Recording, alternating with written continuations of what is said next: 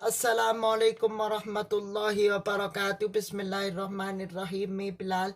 Today I am going to continue with basic terms of accounting. तो आज जो हमारी basic terms मुझे explain करनी है इस वीडियो लेक्चर में वो है कैपिटल्स, ऑनर इक्विटी और ड्राइंग और लाइबिलिटीज. ओके, तो आज टोटल हम 7 टर्म्स इस वीडियो लेक्चर में एक्सप्लेन करने वाले हैं. तो लेट्स स्टार्ट. तो सबसे पहले जो टर्म मुझे एक्सप्लेन करनी है वो है कैपिटल. अब कैपिटल क्या होता है? कैपिटल की आप डेफिनेशन लिखें.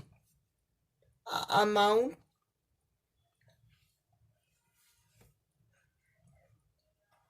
Invested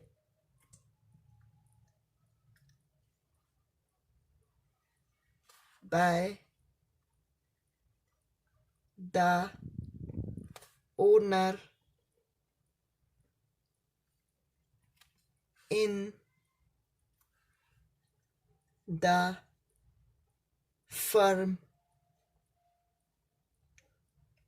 is known as capital. It is the amount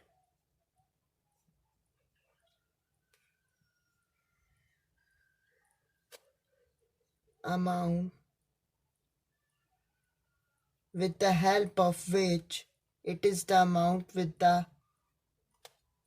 help of which goods and assets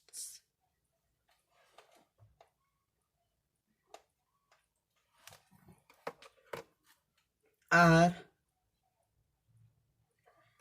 purchased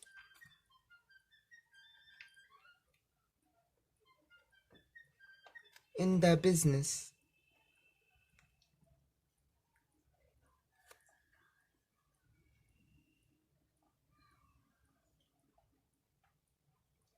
ठीक है, ये आपके पास कैपिटल की डेफिनेशन आ गई. अब मैं आपको उसको रीड करके समझा देता हूँ. यहाँ पे जो मैंने आपके सामने डेफिनेशन लिखी है कैपिटल की, amount invested by owner in the firm is known as capital. It is the amount with the help of which good and assets are purchase in the business. अब अगर हम यहाँ पे इस डेफिनेशन के वर्ड पे गौर करें तो यहाँ पे वर्ड इस्तेमाल हो रहा है एसेट्स का.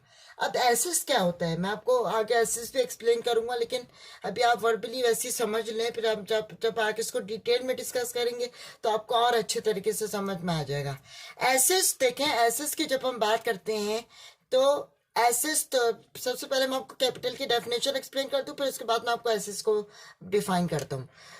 यहाँ पे जो डेफिनेशन लिखी है उसके मुताबिक वो अमाउंट जो कि ओनर इन्वेस्ट करता है बिजनेस में, या वो अमाउंट जिससे ओनर बिजनेस को स्टार्ट करता है, उस अमाउंट को कैपिटल कहा जाता है. अब अगर हम यहाँ पे, और एक बात हमेशा याद रखिएगा कि कैपिटल को owners equity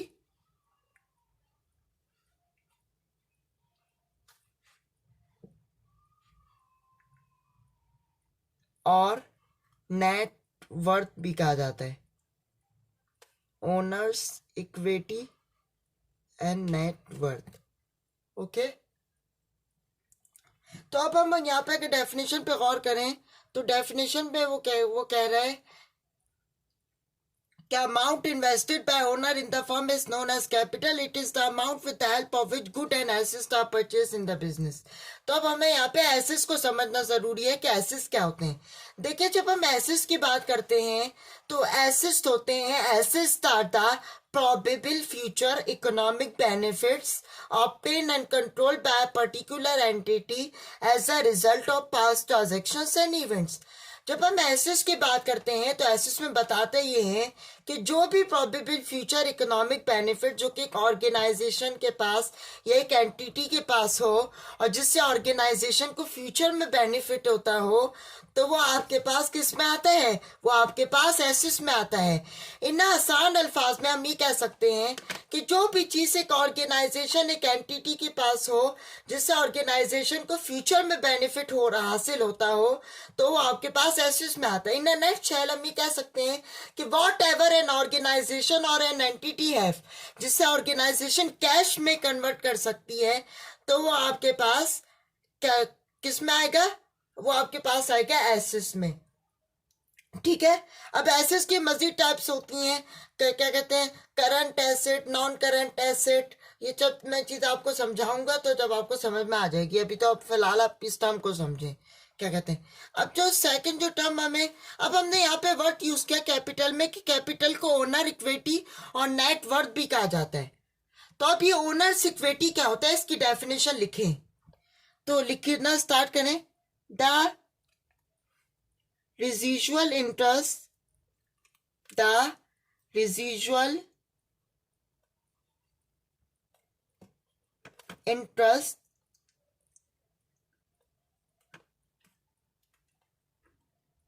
the interest the residual interest the interest in the owner of the assets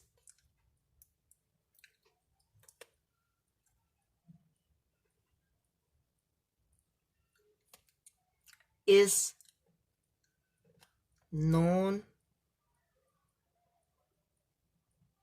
as, अब मैं इसको ब्लैक से लिखता हूं, ऑनर्स इक्विटी।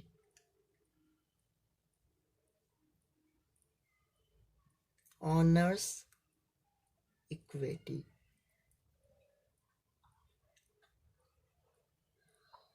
अब अगली टर्म जो हमें समझनी है वो है ड्राइंग। ड्राइंग क्या होता है, तो ड्राइंग की भी डेफिनेशन बड़ी आसान है, लिखना स्टार्ट करें। द मनी और goods,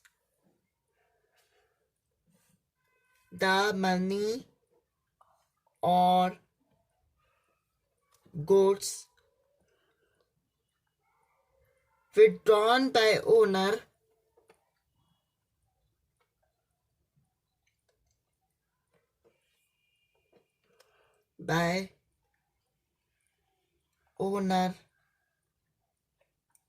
from business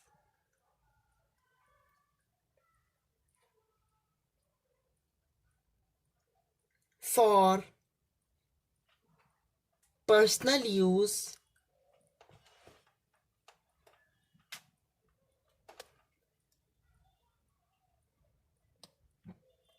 is known as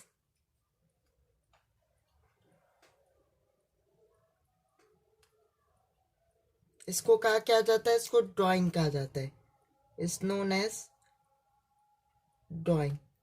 तो आज मैंने इतनी टर्म्स को एक्सप्लेन किया। इंशाल्लाह मैं जो नेक्स्ट वीडियो बनाऊंगा उसमें लायबिलिटीज और आगे मजीद जितनी भी टर्म्स हैं उसको एक्सप्लेन करूंगा। तो मैं आपके सामने डेफिनेशन को रीड करता हूँ। द मनी और goods withdrawn by owner from business for personal use is known as drawing.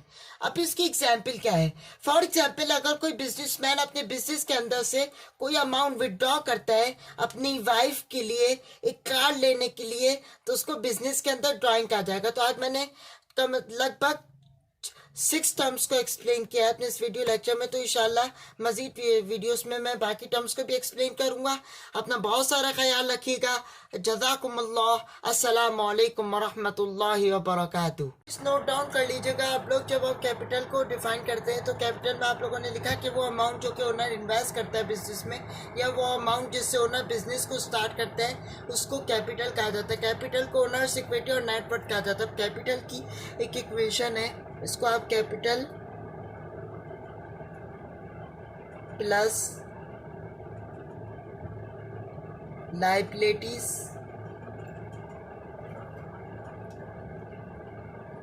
Equal to assets भी लिख सकते हैं,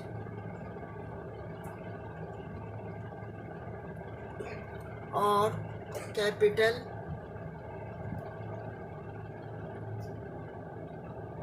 इक्वल टू एसेट्स, ये प्लस हो रहा है, वहाँ जाके माइनस हो जाएगा। Capital equal to assets minus liabilities भी लिखा जा सकता है। तो आपको वीडियो अच्छी लगी होगी, लाइक करें, शेयर करें। अल्लाह हाफ़िज़।